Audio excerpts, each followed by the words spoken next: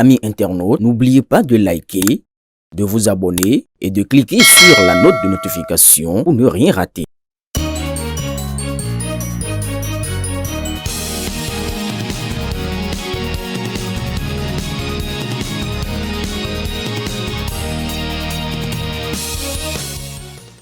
Les préoccupations des Béninois interpellent le gouvernement et appellent sa voix pour répondre au nom de l'exécutif.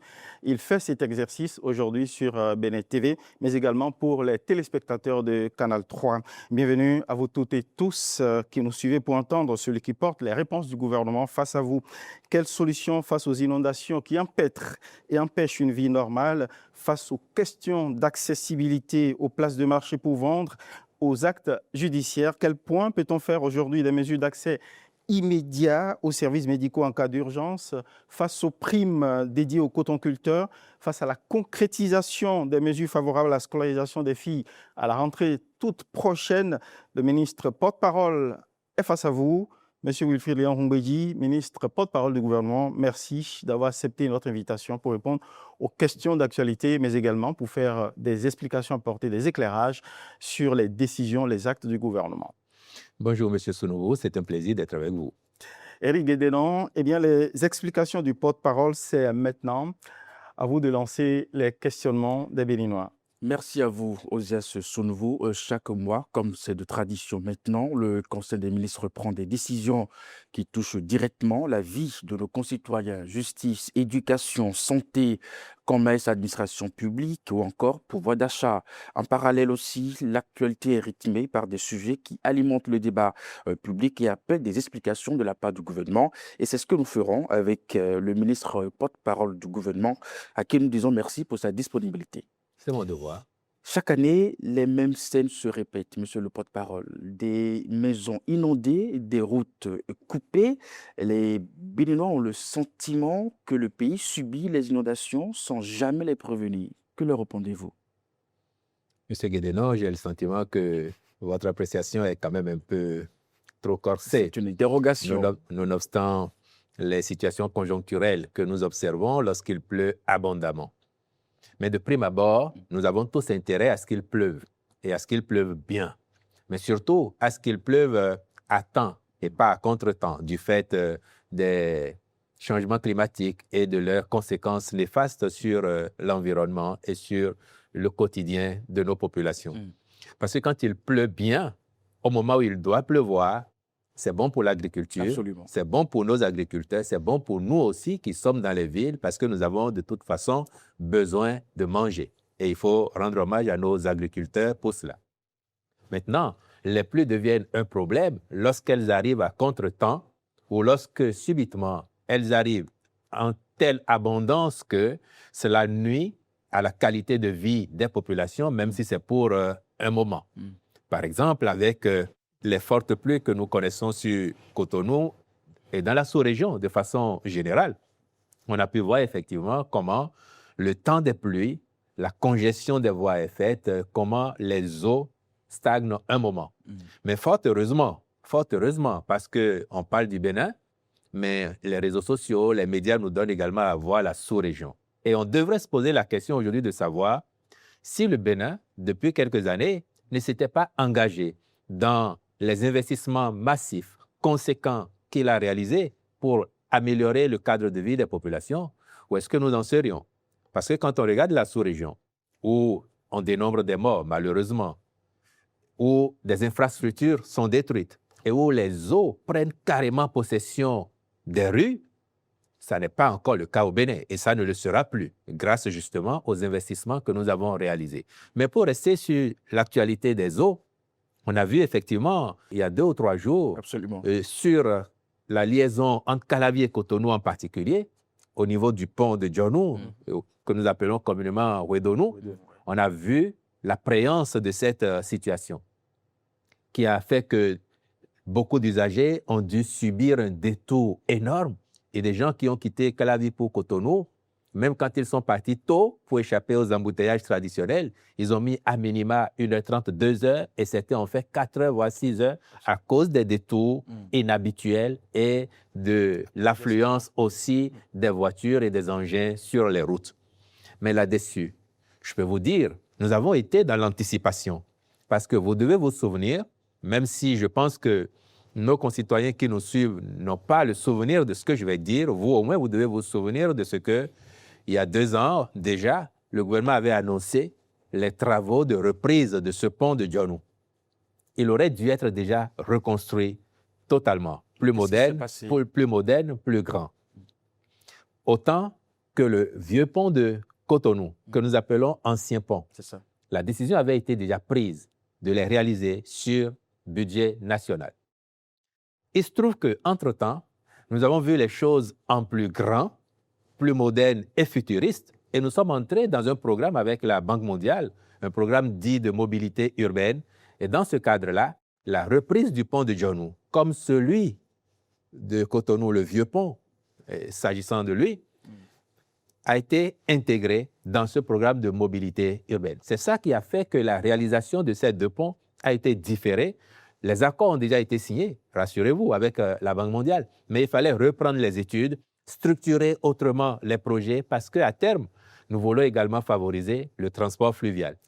De Porto Novo jusqu'à Calavi, en passant par Cotonou, mettre en exploitation nos plans d'eau. Et pour ça, il nous faut des ponts d'une certaine dimension.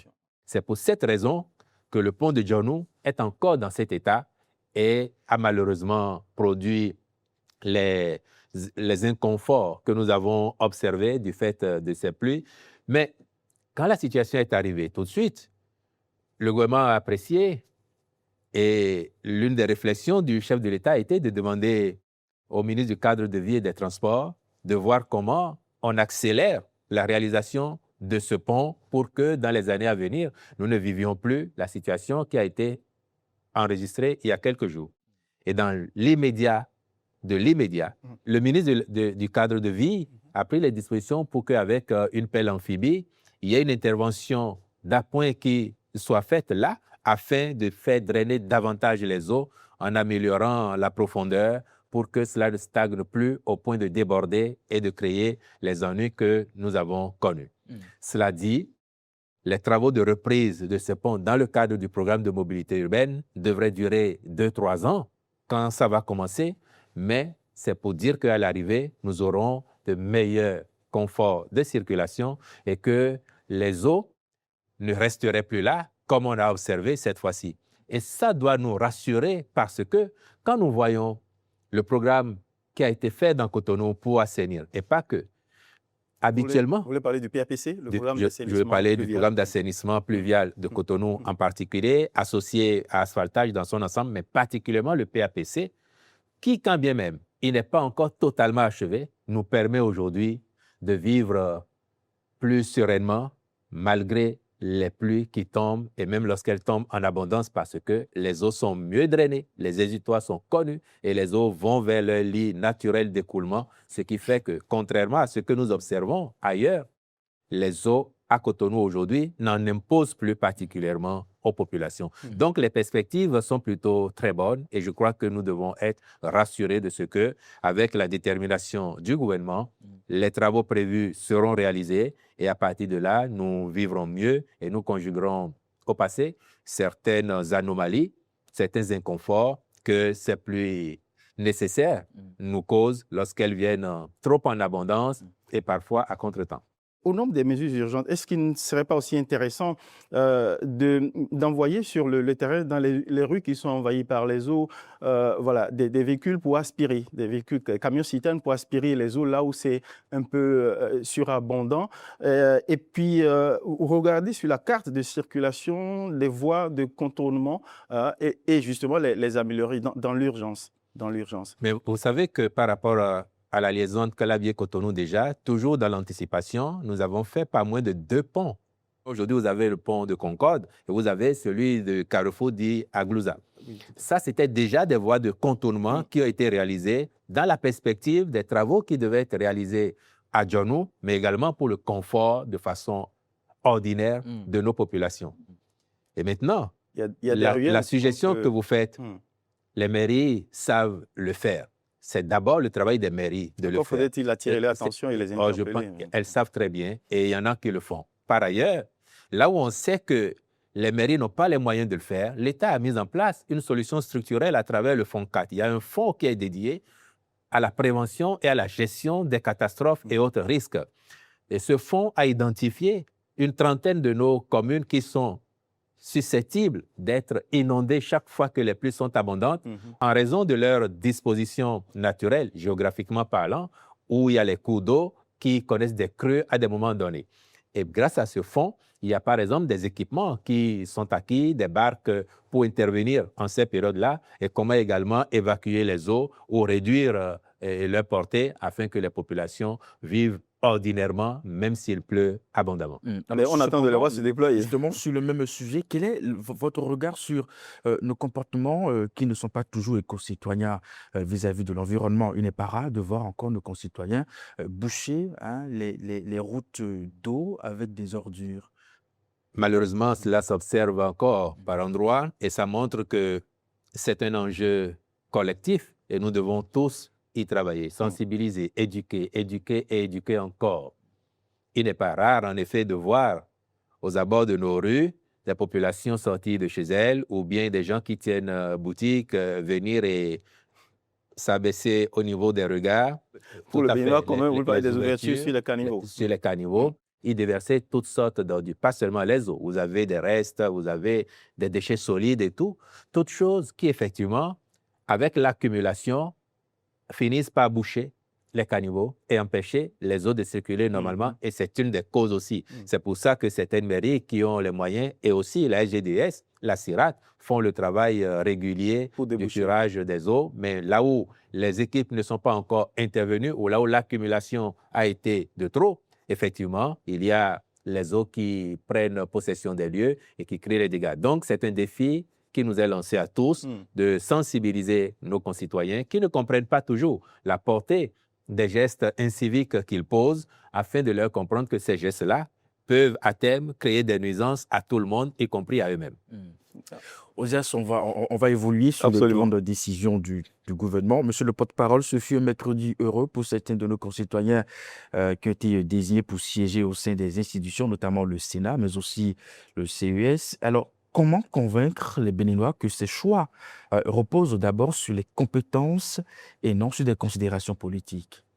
Il y a des institutions qui sont par essence politiques, il y en a qui sont par essence techniques et il y en a qui ont besoin d'un alliage des deux, un peu de politique, un peu de technique. Et je crois que le CES n'échappe pas à cette règle-là. Le CES, il y a des politiques et il y a des techniques, il y a des professionnels. Parce que regardez les codes de provenance des membres du CES. Certains viennent du secteur de l'artisanat, d'autres de l'agriculture, d'autres sont des élus consulaires, ils viennent de la Chambre de commerce et d'industrie du Bénin, d'autres sont désignés par les partis politiques, d'autres encore par le chef de l'État. Mais dans tous les cas, même ceux qui sont des politiques ont un profil donné. Au plan académique, ils ont une formation. Donc, il ne faut pas, à mon avis, se préoccuper de savoir est-ce qu'ils répondent à des critères techniques ou exclusivement politiques. Ce qui doit nous importer maintenant, vous entendez quand même cette critique qu'on essaye de faire tout pour caser des copains politiques au sein des institutions, pour satisfaire les appétits politiques. De ce point de vue-là, si quelqu'un a envie d'être casé, il sait ce qu'il a à faire. Regardez le gouvernement.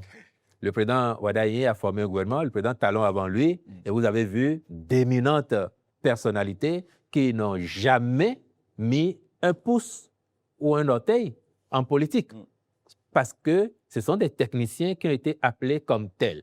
Regardez plein de nos structures publiques du périmètre de l'exécutif dédiées à la prise en charge de certaines questions qui doivent participer à l'amélioration globale des conditions de vie des populations. On ne demande pas aux gens de quel parti ils relèvent. Donc, l'aspect politique n'est pas le principal déterminant dans ces cas-là. Par contre, il y a des institutions, et souffrons qu'il en soit ainsi. Si vous voulez aller à l'Assemblée nationale, même si vous êtes le meilleur technicien, le meilleur spécialiste de votre secteur d'activité, si vous n'appartenez pas à un parti politique, vous n'allez pas vous retrouver à l'Assemblée nationale. C'est ainsi, hélas. Sauf si demain, nous disons que même à l'Assemblée nationale, il faut faire un quota pour des techniciens et à partir de ce moment-là, vous irez voir quels sont les corps de métier qu'il faut aller intégrés et quels sont ceux qui ne devraient pas être intégrés. On n'en sortirait pas. Le Sénat, par essence, lui, il est davantage, encore plus politique, mais alliant également de la technicité parce que vous avez des anciens présidents de la République, des anciens présidents de l'Assemblée nationale, des anciens présidents de la Cour constitutionnelle, des gens qui ont été au commandement des forces de défense et de sécurité. Et si tout cet ensemble ne fait pas les 25 prévus, la différence est apportée par le président de la République et le président de l'Assemblée nationale. Donc, ceux qui ont été nommés pour aller au Sénat, si les membres de droit atteignaient le nombre de 25, les 14 personnes qui ont été désignées mercredi ne l'auraient pas été. Voyez-vous? Donc, oui, pour que nous ayons des institutions pertinentes, efficaces, et cela me permet de revenir sur le CES. D'accord. Parlons-en. Il y a eu une réforme ambitieuse du Conseil économique et social pour en faire une institution davantage au service de la population et du développement de notre pays. Et nous avons vu comment, pendant le mandat transitoire qui s'est achevé là, l'équipe, avec son président en tête, a pris à cœur sa mission, a écumé notre pays, a tenu des rencontres avec les populations pour leur apporter le message de la République, des institutions, leur expliquer telle décision, telle loi. Ça montre l'efficacité d'une telle institution et désormais, la pratique ne devrait pas déroger à ce qui a été institué grâce à cette réforme. Et je crois que les populations apprécient bien de voir un Conseil économique et social plus proche d'elles et plus efficace aussi que cela n'a été par le passé. Et puis, je finirai avec le souci de rationalisation qui anime les dirigeants que nous avons aujourd'hui. Notre pays dans son ensemble, parce qu'au-delà des dirigeants, c'est tout le peuple béninois qui va dans ce sens. On vient de modifier la loi sur le Conseil économique et social en lui intégrant les fonctions du médiateur de la République. Jusque-là, il y avait une institution à part, la médiature, mais désormais, on sait que le premier vice-président du Conseil économique et social va porter les responsabilités de médiateur de la République. Cela participe aussi donc du souci de rationalisation et d'efficacité de l'action publique au service de nos citoyens. On entend bien les arguments, les explications que vous donnez sur notamment la question de la rationalisation des institutions et des ressources de l'État. On sait combien le gouvernement il est chatouilleux sur l'utilisation du denier public, du franc du contribuable. Mais justement, c'est sur ce détail que les citoyens continuent de renacler sur ce qu'ils considèrent comme le coût un peu onéreux des institutions de la République, telles que le CES, voire le Sénat. C'est vrai que le président du CES, Conrad Baguidi, a essayé de relever le défi. Il a essayé de tenir le pari du défi que le chef d'État lui a lancé pour montrer l'efficacité d'une institution qui s'est mise vraiment au service des citoyens en essayant de leur faire comprendre les lois qui sont prises pour améliorer son sort. Mais c'est un exercice que vous faites aussi au gouvernement. Vous, le porte-parole, mais pas que. Il arrive bien souvent des séquences de la vie publique où le gouvernement, des membres de l'Assemblée nationale, des élus descendent sur le terrain pour faire ce qu'on appelait reddition de comptes. Donc les citoyens se demandent pourquoi finalement on crée des institutions politiques pour utiliser par trop le denier public. Qu'est-ce que vous répondez à cette critique? Mais vous observerez que ce sont des actions complémentaires. Le porte-parole du gouvernement, les ministres conseillers, quand ils ont l'occasion d'aller également sur le terrain à la rencontre de nos concitoyens, effectivement, font cet exercice. Mais nous sommes quand même quelques 13 millions de Béninois à minima. Le Conseil économique et social a l'avantage par ailleurs d'être délocalisé dans nos départements. Et donc d'avoir plus de représentants de la population que le gouvernement. Le gouvernement, c'est 24-25 personnes. Le Conseil économique et social, c'est la centaine de personnes. On connaît l'énergie du porte-parole qui lui aussi... Cela ne suffira jamais. Il parcourt oui, mais cela ne suffira jamais. Le porte-parole du gouvernement, déjà, par exemple, ne parle pas toutes les langues du Bénin. Il ne peut pas parler pertinemment partout à tous les Béninois, sauf à se faire assister chaque fois de traducteurs. Les membres du Conseil économique et social, à raison de leur provenance, qui fait que tous les départements sont représentés, pratiquement même toutes les communes sont représentées. quand ils vont sur le terrain, au-delà d'intervenir en français, peuvent faire directement l'exercice avec nos populations dans les langues les plus parlées afin que le message passe, C'est ça que la l'intérêt de compréhension la proximité de et l'institution. cela a un intérêt justement pour les populations parce que lorsqu'elles comprennent mieux, elles sont davantage civiques, elles sont davantage de bons citoyens et de bonnes citoyennes. C'est de ça qu'il s'agit. Vous avez évoqué justement tantôt le souci de rationaliser les dépenses publiques. Alors, cela n'a pas empêché quand même l'État à la mise en place du Sénat, où on a fixé des critères qui font appel à des gens qui ont déjà servi la nation. Pour quels besoins? On continue encore par s'interroger sur l'utilité de cette institution et même sur son opportunité. Je ne vois pas le lien. Même si vous preniez des novices, des gens qui n'ont exercé aucune fonction avant, et qu'on les mettait au Sénat, il faut bien leur payer le prix de leur travail, n'est-ce pas? Mais ici, vous avez des gens, comme vous dites, qui ont déjà exercé des fonctions et qui, pour certaines d'entre elles, ces personnes, ont une retraite. Donc, imaginez bien que chacun aura ce à quoi il doit avoir droit et pas plus que ça. Et maintenant, encore une fois, ce qui doit nous préoccuper, c'est l'importance, l'efficacité de ces institutions sur la vie de notre pays. Qu'est-ce que ça nous apporte de plus? Nous avons eu l'occasion largement de parler du Sénat, de ce que cela va apporter de plus dans l'architecture institutionnelle de notre pays, mais également dans la stabilité du pays, l'entretien de la bonne cohésion, de l'unité nationale et plein d'autres vertus attendues du Sénat et de ses membres. Et je pense que les Béninois l'ont tellement bien compris qu'à un moment donné, ils se demandaient même quand est-ce que le Sénat sera finalement mis en place. Est-ce que le président Wadayi va accélérer les choses pour que le Sénat, enfin, puisse être mis en place et commencer ses activités? Là, vous parlez au nom de ceux qui espéraient y siéger. Oh, pas forcément. Mais c'est quand même au sein de cette opinion qu'on entend des critiques du genre, on prend les mêmes et puis on recommence. Voilà, depuis ces 30 dernières années, c'est des noms que nous avions entendus et qui sont revenus encore. Surtout Bien. qu'on pensait que les réformes politiques du président Patrice Talon pour rationaliser la vie politique et la fonction politique, justement, pas au détriment du dîner du contribuable, eh ben, certains qui étaient à la retraite sont remis en selle. Mais pourquoi vous vous priveriez d'expérience et d'efficacité de personnes qui ont eu l'occasion de faire leurs preuves? En l'espèce, s'agissant du Sénat, la loi a dit, donc prescription légale, les anciens présidents de la République. Oui. Bon, c'est des gens qu'on a déjà vus, qui ont fait leurs preuves. Mais la loi dit que ces personnes vont siéger au Sénat.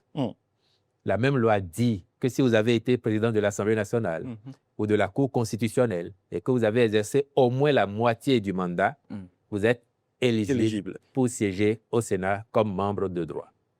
Et puis, il y a d'autres personnes, j'ai dit, notez-le bien, si à un moment donné de la vie du Sénat, les membres de droit atteignent les 25, il n'y aura aucun besoin d'aller chercher d'autres personnalités pour les compléter, comme nous avons vu hier. Mais comme il s'agit du Sénat, de cette instance de sages, comme on a eu l'occasion de l'expliquer, nous savons tous que l'expérience accumulée par ces personnes qui en ont tellement vu contribue à leur sagesse. Vous et moi aurions été appelés au Sénat que justement l'opinion s'interrogerait pour dire, bon, si encore c'est un ou deux plus jeunes, mais qui ont un tel vécu, qui peuvent apporter quelque chose, ça passerait. Mais si 5, 10 au plus qui n'ont pas grande expérience de la vie s'y retrouvaient, on s'interrogerait légitimement sur, la pertinence, comme vous dites là, la pertinence des choix, exactement. Alors, je comprends bien la logique de votre argumentaire. Alors, ce n'est pas pour jeter de discrédit sur les choix qui ont été faits. Mais comment on s'assure que ces personnes qui, à un moment donné, ont occupé des postes, l'ont bien occupé, ont vraiment bien servi la République? Ce n'est pas parce qu'on a occupé un poste qu'on a été excellent, justement, au point aujourd'hui que l'État ait besoin de leur expérience. Mais je vous retourne la question. Le président Soglo, il est vivant. Le président Soglo, il est vivant. Et Dieu lui prête encore longue vie. Est-ce que ça a été un bon président pour le Bénin? Oui, à ces exceptions près. Le président Boniaï, le président Patrice Talon, nos anciens présidents de la République, est-ce qu'ils ont rendu des services à notre pays? Vous avez capté la relance vicieuse d'Éric? Oui, qu'est-ce qu'il dit? Non, vous avez le président Soglo, et puis après le président Boniaï. Oui, après c'est toujours relatif. Vous connaissez mon opinion sur la gouvernance du président Boni Yayi, mais Oui. ce n'est pas ça qui entre en ligne de compte aujourd'hui. La qualité en ce qui le concerne, c'est d'avoir été président de la République. Tous, en tant que Béninois, nous lui avons confié la gestion de notre pays. Qu'il ait bien fait ou pas, il a accumulé une telle somme d'expérience que son regard, son propos, ça va être utile au sein du Sénat. Le président Patrice Talon, il a beau avoir le bilan époustouflant qui est le sien, il y a des Béninois qui considèrent que son magistère n'a pas été positif, n'est-ce pas? Donc, c'est relatif. Mais l'expérience que ces personnalités ont accumulée, leur vision plus large du fait de la position qu'elles ont occupée, Valent qu'on les appelle. font d'elles des sages utiles à notre pays dans le contexte du Sénat tel que nous l'avons bâti. Quand vous allez ailleurs où l'expérience du Sénat existe, vous avez bien des pays où les anciens présidents de la République sont appelés d'office à siéger au Conseil constitutionnel, par exemple. Bien sûr.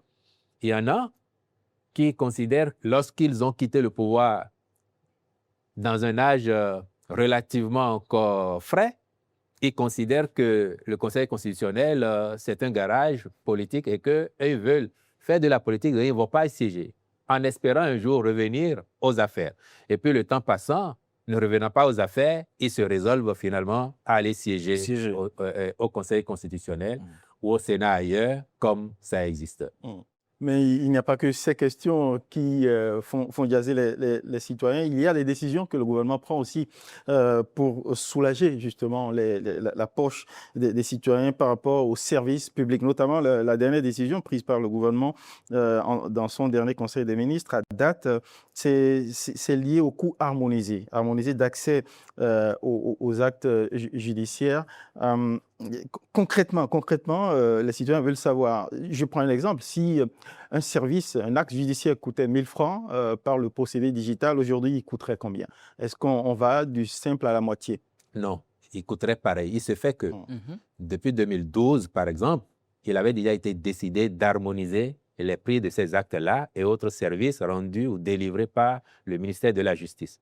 Parce que dans la pratique, vous pouvez voir que selon que l'on se trouve à Cotonou, à Parakou, à Porto Novo, à Kandy, les coûts peuvent varier pour les mêmes actes délivrés par le même État. Malgré la décision d'harmonisation qui a donné lieu à des actes concrets, il y a encore des disparités qui s'observent par endroits. Donc la décision du gouvernement, c'est de demander au garde des Sceaux de veiller à ce que cette harmonisation soit définitive et maintenant, pour préserver les deniers publics, rendre le paiement électronique comme seul mode de règlement de ces actes. Il se trouve que dans certaines de nos juridictions, dans certaines de nos administrations, il y a des agents de l'État qui se font intermédiaires entre les populations et la caisse. Et pour un acte qui coûte 1 000 francs, le citoyen peut être amené à débourser 1 500 francs, 2 000 francs, contre promesse de l'aider peut-être à vite avoir son acte alors qu'on lui fait de faux frais. Donc, par cette décision-là, nous voulons éviter les faux frais à nos concitoyens pour que l'acte qui coûte 1 000 francs ne lui revienne pas à plus que 1 000 francs auxquels s'ajouteraient éventuellement les frais d'envoi et pas plus que ça. C'est la vertu de cette décision-là. Donc, concrètement, cette décision vise à permettre à mettre tous les citoyens, créer de l'équité, quelle que soit leur position sur le territoire, et ils payent le même prix pour le même acte. Donc, c'est bien ça. Mais sur cette décision, le paiement électronique est présenté comme un outil de transparence. Alors, faut-il comprendre qu'il existait encore des pratiques douteuses qui échappaient au contrôle de l'État? Je ne vous le fais pas dire. D'ailleurs, cela a été mentionné dans le compte-rendu du Conseil. Vous savez très bien que sur la terre des humains, il y en aura toujours pour essayer de resquiller ou de contourner. Il y en aura toujours. Mais l'administration a le devoir aussi de trouver les solutions pour sécuriser les données publiques et faciliter la vie aux usagers. C'est ce que nous avons essayé de faire à travers cette décision. Les deux gains, c'est faciliter la vie à nos concitoyens dans leur démarche vis-à-vis de l'administration judiciaire et en même temps sécuriser les deniers publics. Pour aller jusqu'au bout de l'accès des citoyens aux services publics digitaux, est-ce que le gouvernement a pensé, par exemple, à aider les développeurs d'applications dans nos langues nationales, justement, à recourir à leurs services pour permettre à nos citoyens analphabètes de pouvoir facilement, justement, avoir accès aux services digitaux publics? En mettant en place un ministère de la transformation digitale et de l'innovation, le président Roumel Wardani pense exactement comme vous venez d'exprimer votre réflexion, et le ministre et ses équipes sont chargés justement de faire en sorte que dans les temps à venir, nous ayons le maximum de solutions possibles à offrir à nos concitoyens et à offrir au reste du monde aux besoins. Éric Guédelon, il y a aussi une mesure visant la baisse des redevances pour accéder aux places des marchés. Absolument. Concrètement, qu'est-ce que ça va donner? Vous savez que quand on a construit les marchés modernes, qu'ils soient régionaux ou urbains, nous avions déjà fait une étude et discuté avec les marchands, généralement les femmes, puisqu'elles sont les plus nombreuses, pour voir quel devait être le niveau de redevance supportable objectivement par elles. Et c'est en tenant compte de ce qu'elles avaient indiqué que nous avions fixé les redevances. Et je dois souligner que les redevances retenues étaient largement en dessous de ce qui aurait dû être payé si on était dans la logique de faire supporter la construction des infrastructures à nos populations. Parce qu'il y a une part budget national et il y a une part aussi ressources extérieures collectées pour le faire. Et donc, on n'a pas appliqué les justes prix. Malgré cela, les femmes, les marchands en général, à l'expérience, disent que le niveau de redevance reste quelque peu élevé. Lorsque dans un marché, vous payez 300 francs par jour ou 600 francs par jour, il y en a qui considèrent qu'il aurait fallu être à 400 plutôt que 600. Et partout où le candidat Wardani est passé, et les femmes qui étaient présentes ont évoqué ce sujet. Et le président Talon avait déjà mis en place une équipe pour réfléchir à la question. Le président Wardani a renforcé cela et effectivement a regardé et dit s'il faut que le gouvernement fasse un effort supplémentaire, comme ça a été annoncé justement dans le compte-rendu du Conseil, en demandant au ministre des Finances d'apporter un peu plus de subventions pour qu'on puisse réduire les redevances, et bien que cela soit fait. Et effectivement, sur cette base-là, le gouvernement a demandé à la ministre du Commerce intérieur de voir avec ses équipes de l'ANAGEM afin que les décisions subséquentes soient prises. Et l'ANAGEM a tout de suite réagi après, de sorte que quand vous allez désormais, pour compter du mois de juillet, dans les marchés, là où on paye 21 000 francs le mois, ça va être désormais 15 000 francs. Là où vous payez 18 000 francs le mois, ça va être désormais 12 000 francs. Dans les marchés régionaux où on payait 7 500 francs le mois, ça va être 5 000 francs. Et dans les mêmes marchés urbains, il y a des magasins, il y a des entrepôts, il y a des boutiques. Là également, les loyers sont revus à la baisse. Il y a par exemple des entrepôts qui coûtaient 2 125 000 francs le mois, qui vont coûter désormais 1,5 million. Donc, on a renoncé à 625 000 francs le mois, par exemple, sur ce type de locaux. Mais c'est à gagner sur la durée. Pour nos populations, cela représente du pouvoir d'achat qu'on leur concède. Et l'État fait un effort supplémentaire en mettant les subventions qu'il faut parce que quand on regarde le standing de ces infrastructures, il faut quand même bien les entretenir pour qu'elles soient toujours plus attractives et qu'on puisse en réaliser aussi ailleurs, là où il n'y en a pas encore et où les attentes sont massives. La baisse de la redevance peut stimuler l'envie de certains marchands qui n'avaient pas de place à en chercher à occuper. Est-ce qu'il y a d'autres programmes de construction de marchés justement pour augmenter les places? Déjà, dans la plupart des marchés, il y a de la place parce que, souvenez-vous que nous avons fait généralement plus de places qu'il n'y en avait dans les marchés qui ont été reconstruits. Donc, il y a encore quelques places par endroit à prendre. Et le programme de construction de nouveaux marchés n'est pas achevé. Il y a bien des localités qui attendent aussi d'avoir leur marché. Il y en aura dans les années à venir de nouveaux marchés. Alors, c'est vrai que l'État n'a pas de réduction. Est-ce que dans la démarche, on s'est quand même rapproché de ces bornes d'âme au niveau des marchés pour savoir, peut-être en termes d'appréciation, à quel prix elles auraient aimé que l'État fixe ces tarifs? Peut-être que ce que l'État considère comme baisse, peut-être que ce n'est toujours pas le cas pour ces bornes d'âme au niveau des marchés. Non, bien sûr, je vous ai dit, déjà à l'origine, elles ont été consultées. Les prix avaient été fixés de façon participative. On a discuté avec elles et on a fait une moyenne de tout ce qui a été avancé comme proposition par les vendeuses elles-mêmes. Aujourd'hui, je vous assure qu'avec les baisses qui ont été consenties et qui vont parfois jusqu'à hauteur de 40%, 30%, en tenant compte des différentes catégories de stands de boutiques, c'est très apprécié par les dames. Et la question a un vice. C'est qu'en fait, si on avait les moyens de dire, bon, ça va être gratuit pour tout le monde, c'est ce que vous auriez peut-être souhaité. Certaines familles, elles, auraient souhaité ça. Absolument. Si on avait les moyens de dire que ça va être gratuit pour tout le monde, on l'aurait fait, mais nous ne sommes pas encore aussi riches en tant que pays pour faire ça. Et le minimum qu'on demande à nos marchands, des marchands, c'est d'apporter leur contribution pour que l'État assure l'entretien régulier et le maintien en bon état de service de ces infrastructures afin qu'eux-mêmes et elles-mêmes continuent à avoir envie d'y aller, que les populations aient envie d'y venir et qu'ailleurs on n'a pas encore fait et que nos populations les attendent, que nous puissions en réaliser aussi pour les autres qui n'en ont pas encore reçu. Est-ce que la mesure concerne seulement Tokpa Yoyo et Tokpa Daro? Non, avec ce que je viens de vous expliquer, vous comprenez, c'est aussi bien Tokpa Yoyo, Tokpa Daro, les autres marchés urbains et les marchés régionaux, qu'il s'agisse de Glazoué, de Pao et ailleurs. Alors, est-ce qu'on peut espérer avec ces baisses que cela peut avoir une influence au niveau du prix des produits dans ces marchés-là?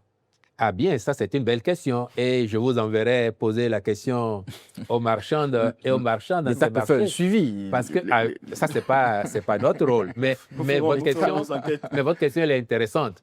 Comme il m'arrive de chahuter souvent nos amis émigrants, vous savez que quand à Cotonou on n'avait pas encore d'aussi belles rues, et il y a des déplacements, quand vous devez les effectuer, vous appelez un émigrant, il va vous dire la voie n'est pas bonne. Donc, ils vous taxent en conséquence. C'est ça. Mais depuis qu'on a de belles routes, ils ne vous disent pas « Oh, les rues sont meilleures, maintenant on roule mieux, il y a moins de désagréments pour nos engins, et donc nous allons baisser les prix. » Bon, j'espère que nos mamans, qui sont des gens honnêtes et braves, tiendront compte de cela aussi pour peut-être réduire leur marge bénéficiaire sur les produits afin que la mesure impacte l'ensemble de nos populations. Dans son dernier conseil, le gouvernement a pris une mesure favorable au e-learning au plan national pour développer l'accès au savoir dans l'espace éducatif public. Mais si, sous votre respect, le e-learning sans courant, sans Internet partout, c'est quasiment le bug learning ou le e-learning pour les seuls connectés. Et même si nous avions déjà le courant partout, il y aurait des moments où, du fait des intempéries de toutes sortes, il y aurait des coupures. Ça n'empêchera pas le e-learning d'exister. Nous sommes dans une démarche futuriste, ambitieuse pour nos jeunes. Leur offrir le monde à partir de chez eux. Parce que les ressources pédagogiques que le e-learning va permettre d'avoir à disposition ne seront pas que des ressources pédagogiques béninoises. Il y en a qui viendraient de partout le monde, fournis par les plus éminents spécialistes de leur secteur. C'est la perspective. En plus d'offrir à nos jeunes demain la possibilité de continuer à s'émanciper dans leur milieu naturel et objectif de vie, de leur éviter des tracasseries, c'est la perspective. Donc oui, aujourd'hui, le Bénin n'est pas encore électrifié de partout, mais cela ne peut pas être un obstacle dirimant à la mise en place de mesures ambitieuses qui facilitent la vie à nos populations. Les mesures subséquentes sont prises avec. Par exemple, là où ces amphithéâtres vont être ajustés, il y a, à côté du courant conventionnel, il va y avoir du courant alternatif avec du solaire, par exemple, ou avec des groupes pour que, en cas de discontinuité dans la fourniture de l'énergie électrique conventionnelle, les activités ne s'arrêtent pas. Mm. Donc, le risque que cela puisse créer une forme d'inégalité, c'est un risque que l'État assume. Déjà, aujourd'hui, vous n'avez pas des universités dans chaque commune. Il y a des pôles. Et dans le cadre de ce programme-là, il y a des pôles qui ont été définis pour que les centres de mise en œuvre soient disponibles un peu partout sur le territoire national, au plus près de nos populations, autant que cela est possible. Si dans 10 ans, dans 15, dans 20 ans, il est possible d'avoir davantage de pôles encore plus près des populations, ça va être fait. Mais grâce à la qualité de la connexion qui s'améliore continuellement dans notre pays, on sait qu'aujourd'hui, vous pouvez rester chez vous, dans votre village, pas besoin d'aller à Paracourt, pas besoin d'aller à Cotonou, à Calavi, ou à Kétou, ou à Bomé, en fonction de l'université dans laquelle vous êtes inscrite, pour avoir accès à vos cours. Maintenant, si vous voulez aller dans les salles dédiées, vous allez vous déplacer pour y aller. Mais avec le e-learning, vous pouvez de chez vous accéder aux ressources pédagogiques. Éric Guédeno, monsieur le ministre porte-parole, restons volontiers à l'école, dans le giron de l'espace du savoir, pour vous demander si, dès la rentrée prochaine, les mesures prises favorables à la scolarisation des filles seront effectives dès le premier jour. Affirmatif. Ça fait 1 mois que la décision a été prise. Le ministre de l'enseignement secondaire et ses équipes, je le sais, sont à pied d'œuvre pour que la mesure soit effectivement appliquée à la rentrée de septembre 2026, afin qu'il ne soit exigé d'aucune fille, d'aucun parent de filles scolarisées dans nos écoles publiques, et notamment au secondaire, second cycle désormais, une quelconque scolarité. S'il y a des frais, ça doit pouvoir être les autres frais annexes qui sont habituels, mais pas de frais de scolarité exigés pour admettre les filles à l'école. Alors, nous connaissons généralement de tradition les effets des mesures de gratuité dans la vie de nos concitoyens. Est-ce que l'État s'engage à accompagner les établissements, par exemple, qui peut-être vont connaître des effets effectifs peut-être doubles que ce qu'ils ont l'habitude d'avoir? L'État jouera pleinement sa partition, aux côtés par ailleurs des communes qui ont également une responsabilité. Et depuis que la mesure est prise, je sais qu'il y a des communes également qui ont commencé à regarder en prospective qu'est-ce qu'il va falloir faire ici, tout à fait, ici ou là. Nous assumerons notre part de responsabilité et je ne doute pas que les communautés territoriales feront également leur part du job. Alors, il y a un mois aussi en arrière, l'État a décidé de la mise en place de mécanismes de prise en charge au niveau de nos formations sanitaires. 1 mois après, quel est le bilan que l'État fait? Ah, belle question. Et je peux vous dire qu'au regard du point disponible 1 mois après, la décision est d'une pertinence avérée. Le ministre de la Santé et ses équipes ont effectivement présenté au gouvernement un point d'étape qui montre le comportement de nos centres de santé, de nos hôpitaux, mais aussi de nos concitoyens qui ont été en situation de bénéficier de la mesure pendant la période. Vous noterez que sur une période de 3 à 4 semaines, nos hôpitaux publics, de façon générale, ont enregistré un peu plus de 12 000 cas d'urgence. Évidemment, que nos concitoyens amènent en pensant que ce sont des urgences vitales. Et parmi elles, un peu plus de 4 000 ont été catégorisées et prises en charge comme étant des urgences vitales. Bon, ça fait à peu près le tiers. Cela demande aussi d'aller regarder encore de plus près pour la qualification, l'appréciation de l'urgence afin d'assurer la prise en charge optimale comme le gouvernement le demande. Et puis, nous avons constaté aussi, en ce qui concerne le remboursement, puisque la mesure vise à s'occuper d'abord de sauver les vies et ensuite se préoccuper de récupérer les frais y afférents. Nous avons observé, d'après le point qui a été fait par le ministre de la Santé, qu'un peu plus de 70% de taux de recouvrement étaient quand même effectifs. Donc, un tiers, encore 30%, qui reste à recouvrer. Et donc, ça montre aussi que, tout en appréciant cette décision, nos concitoyens, dans leur grande majorité, comprennent aussi qu'il faut bien, quand on a fini de recevoir les soins, quand les spécialistes ont fini de nous sauver la vie, il faut mettre la main à la poche et payer ce que nous devons payer pour permettre à nos hôpitaux de tourner et de continuer à prendre en charge d'autres Béninois qui pourraient venir et peut-être même encore les mêmes qui ont été pris en charge qui pourraient revenir parce que la maladie ne prévient pas, dit-on.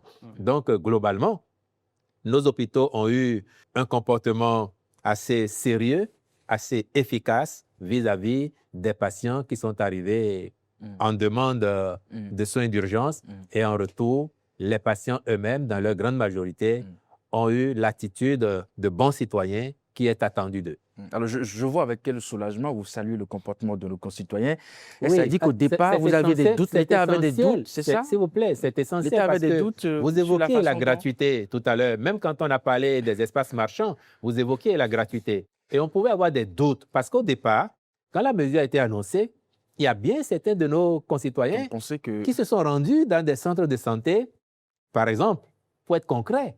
Et quelqu'un est allé avec sa femme en travail. Et après, il dit au médecin qu'il ne va rien payer parce que de toute façon, le gouvernement a dit que c'est gratuit, je ne paye rien. Et il a fait un peu d'histoire.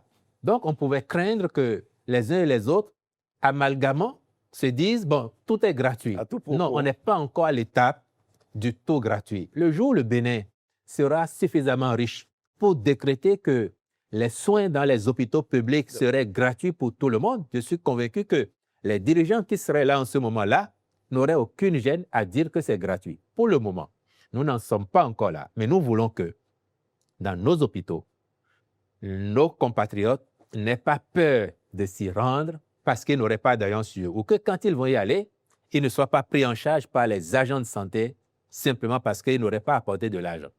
Le président Wade et son gouvernement disent, vous soignez d'abord, vous sauvez les vies d'abord et ensuite vous vous préoccupez de récupérer l'argent. Et le comportement que nous avons noté est plutôt encourageant. C'est pour ça qu'il faut le souligner et rendre aussi hommage à nos concitoyens pour ce comportement vertueux, en espérant que les autres qui n'ont pas pu payer, ceux qui n'ont pas pu payer parce qu'ils sont de mauvaise foi, viendront payer. Ceux qui n'ont pas pu payer parce qu'ils n'en ont pas vraiment les moyens. J'ai eu l'occasion d'expliquer par ailleurs que ceux-là, le mécanisme ARCHE, avec la prise en charge des pauvres extrêmes et la prise en charge à moitié des pauvres non extrêmes, ce mécanisme pourra être mis en branle pour suppléer nos compatriotes qui, manifestement et objectivement, ne peuvent pas payer les frais. Mais ceux qui peuvent, même si dans l'immédiat, ils ne peuvent pas, dès qu'ils arrivent à meilleure fortune, il faut qu'ils aillent payer pour permettre à nos hôpitaux de continuer à tourner. En même temps, on espère qu'au bout de cette mesure, pour ceux qui, au-delà de ceux qui ont de la mauvaise foi, les indigents, le gouvernement s'attacherait à faire éviter à certains responsables d'hôpitaux ces mesures confiscatoires des malades qu'ils soignent et qui se retrouvent dans l'indigence de pouvoir faire face aux soins. Mais vous ne verrez plus ça, justement. Les hôpitaux en arrivaient là parce qu'ils faisaient face souvent à de la mauvaise foi. On sait bien qu'il y a des gens qui n'en ont pas les moyens, mais on sait aussi qu'il y a beaucoup qui, par mauvaise foi, ne se pressent pas de payer. Donc, les responsables d'hôpitaux qui le faisaient, ils reçoivent certes des subventions de l'État, mais ces subventions ne suffiront jamais pour leur fonctionnement. Si ça suffisait, tout serait gratuit. Donc, ils ont besoin aussi de faire du résultat. Et le résultat, c'est à côté des subventions que l'État donne, récupérer auprès des bénéficiaires des soins ce qu'ils doivent payer pour que le centre de santé continue à tourner. Mais avec les mesures que nous avons annoncées là, il y aura de moins en moins de ces cas et j'espère même qu'il n'y en aura plus du tout, où on dira que telle personne a été empêchée de rentrer chez elle parce qu'elle doit encore à l'hôpital. Ils trouveront les moyens de recouvrer leurs créances sur ces personnes. Eric Guédelon, on finit. On a dit un dernier sujet abordé avec il y a une mesure qui a été prise en faveur des cotonculteurs, des primes aux cotonculteurs. Le gouvernement a compris que la croissance agricole doit passer aussi par l'encouragement qu'il faut pour les producteurs agricoles. En la matière, il y a des primes qui ont été fixées pour nos producteurs. Tout à fait, ça remonte à un peu plus d'un mois maintenant. Oui. Et vous voulez que je précise ou que je reprécise surtout à nouveau?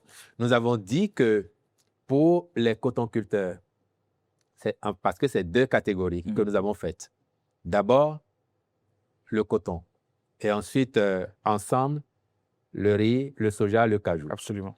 Pour les cotonculteurs, nous avons dit que pour une production nationale d'au moins 700 000 tonnes, en dehors du prix d'achat du coton homologué qui aura déjà été payé, les cotonculteurs gagneront 10 francs par kilogramme produit.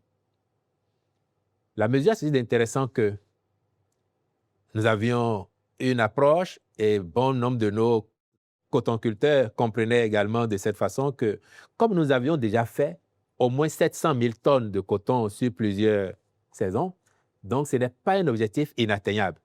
Donc nous considérions que si on fait 1 million de tonnes demain, les 300 000 tonnes qu'il y a en plus seront impactées. Mais le président Wade a dit non, c'est toute la production qui bénéficie de la mesure. De sorte que si nous faisons 700 000 tonnes, en dehors du prix qui aura déjà été payé, 10 francs par kilogramme, soit tantôt 7 milliards de francs CFA supplémentaires iraient dans les poches de nos cotonculteurs. Si nous faisons 1 million de tonnes, donc c'est 10 milliards de francs CFA supplémentaires qui iraient dans les poches de nos cotonculteurs. C'est ça le sens de la mesure.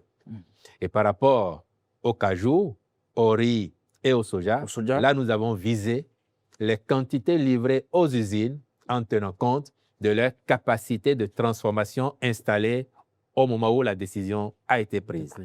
Ce qui veut dire que pour la campagne agricole 2026-2027, s'agissant du cajou, si les usines ont reçu 200 000 tonnes de cajou, la prime exceptionnelle s'applique au profit de ceux qui ont livré le cajou. Si elles ont reçu, s'agissant du soja, les 450 000 tonnes. Produit, vous voulez dire, produit le cajou? Non, là, ce n'est pas la production qui est visée. Ah, d'accord. C'est les quantités livrées aux usines. Parce que nous sommes déjà, c'est ça la différence avec le coton. S'agissant du cajou, oui. On est peut-être aujourd'hui autour de 350 000 tonnes. Mais les usines ont en capacité de transformation installée pour 200 000 tonnes. Donc, si sur les 300 et quelques mille ou 400 et quelques mille tonnes de cajou que nous produisons collectivement, les 200 000 tonnes ont été livrées aux usines, il y a la prime qui s'applique pour les 200 000 tonnes. Le soja, nous sommes déjà aujourd'hui dans les 600 000 tonnes. Mais les capacités de transformation des usines installées, c'est 450 000 tonnes. Donc, si sur l'ensemble de la production, les usines ont reçu les 450 000 tonnes, la prime s'applique pour les 450 000 tonnes. Et pour le riz, de garantir les matières premières, c'est 350 000 tonnes. Or, nous avons déjà une production nationale de riz qui dépasse les 500-600 000 tonnes. Donc là aussi, lorsque les usines ont reçu 350 000 tonnes de riz pour tenir compte de la campagne visée, la prime s'applique également. Eh bien, merci pour vos explications sur la décision prise par le gouvernement pour améliorer le sort commun, mais également sur des questions d'actualité telles que celle de l'inondation qui nous prend et qui empoisonne un peu notre quotidien. 2, 3, 4 heures parfois de marche sur les routes avant d'atteindre les services. Merci d'être passé pour apporter ces éclairages. Éric Guédelon, merci à vous. C'était toujours un plaisir. C'est moi qui vous remercie. Merci beaucoup. Et rassurez-vous, par rapport aux inondations, cette situation sera bien derrière nous. Déjà, c'est tellement conjoncturel aujourd'hui, mais dans les années à venir, ce sera derrière nous, sinon vraiment résiduel. Ainsi a parlé le ministre porte-parole du gouvernement face aux téléspectateurs de BNN TV de Canal 3. Merci d'être passé. Eh bien, on vous regarde faire et on vous relancera au cas où les promesses ne seraient pas tenues. À votre disposition, avec le même plaisir. À bientôt. Merci.